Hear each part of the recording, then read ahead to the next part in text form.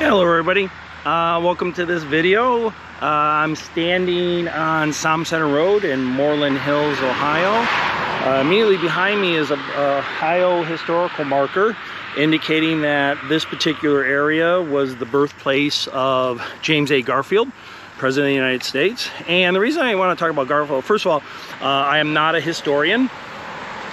I watch the History Channel, that's about it, but I occasionally stop at these placards and stuff like that. But more importantly, I chose Garfield for a reason, not because his birthplace is really near to our home, and it's absolutely gorgeous area. I've never been here before. This is actually the first time I've ever been here. I've heard about it all my life. I've never been here before, and I'm going to swing around a little bit. There is a boyhood statue representation of Garfield.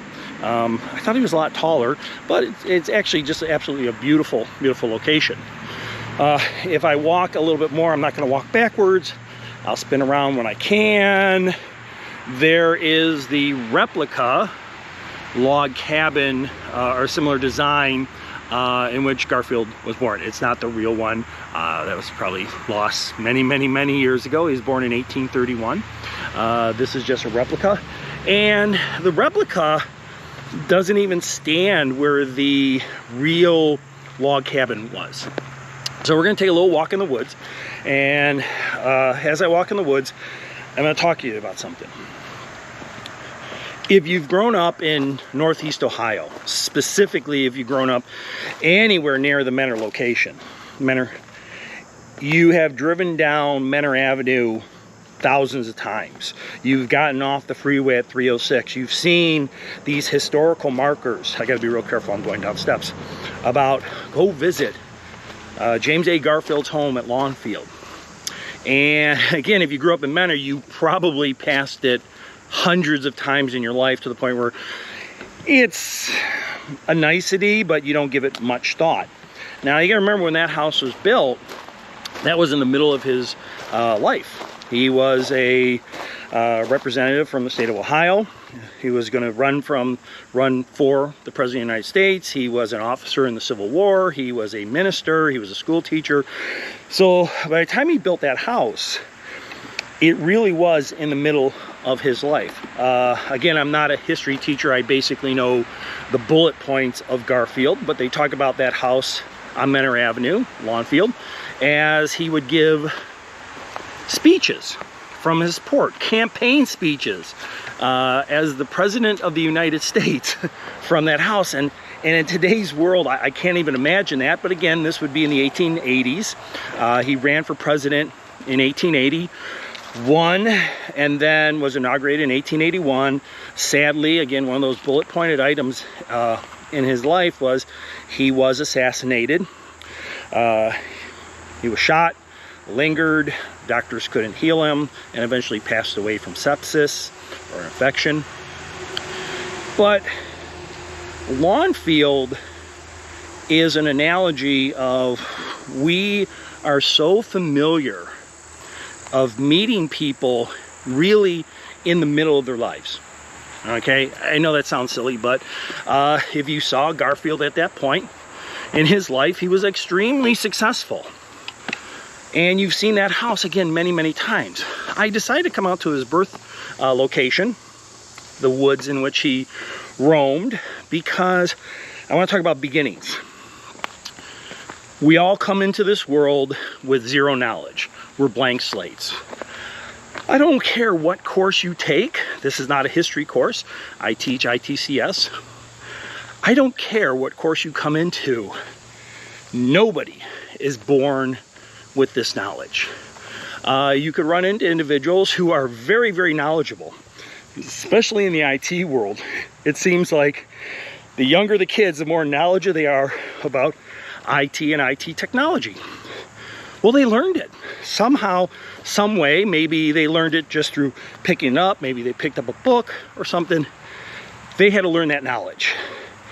And through hard work, dedication, whatever, they acquired more knowledge. And this is for all of us. We all do that.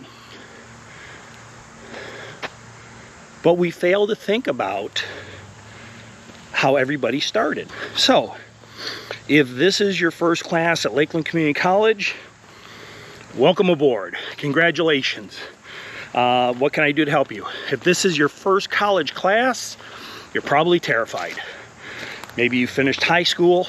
Maybe you finished high school 10 years ago and you're going back to school and you say, I want a college degree. You're terrified, and you're probably terrified because somewhere along the lines you convinced yourself that everybody in the room is smarter than you, or everybody in the room knows more than you. And that's not really the case. Maybe those people were on the path a little bit longer than you, so they have more knowledge. Maybe they have more knowledge of a particular subject, but nobody's born with this knowledge. So I'm almost there, and coming close to a big rock. I'll zoom into the big rock for you. And basically this big rock is a historical marker indicating that they assume that this was the location in which the cabin that James A. Garfield was born. Again, it's absolutely a breathtaking location. I'm trying to be real careful because it butts up to private property, and I'm actually looking into people's backyards, so I'm trying to be as respectful as possible on this. There's signs along the path I just took. I'm sorry, I'm a little winded. There's some up and down little gullies you have to go through. But there's signs along the path explaining Garfield, and most of them are not so much historical as somewhat inspirational. For example, there's a sign indicating that of all the places Garfield has been, again, he was born in Moreland Hills, Ohio, right where I'm standing here. He was a Civil War officer and probably saw a lot of bad things in the Civil War. He was a representative from the state of Ohio, president of the United States.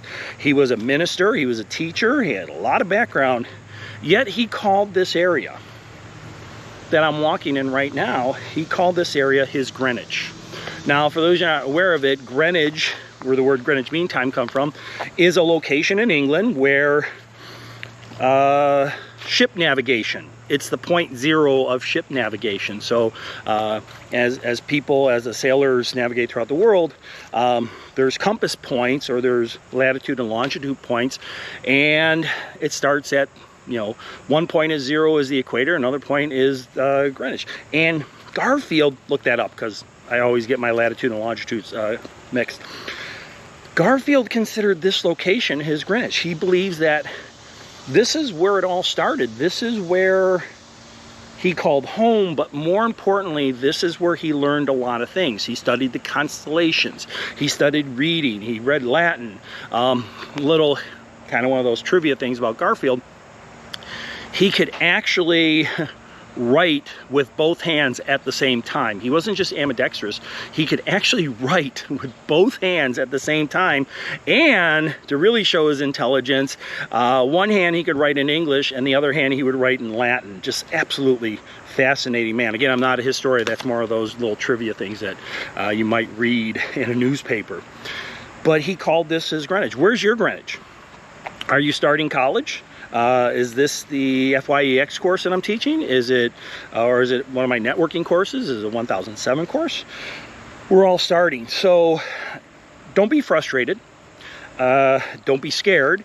At any point during the educational process, I don't care if you're one of my current students or you eventually become one of my former students, if you have questions about this stuff, please feel free to reach out to me and I'll walk you through it. I strongly encourage you to get in the car someday, drive up Somme Center Road, look for the historical marker, and take a walk around these woods. Like I said, they are really incredible. So, with that being said, let's go on and learn something.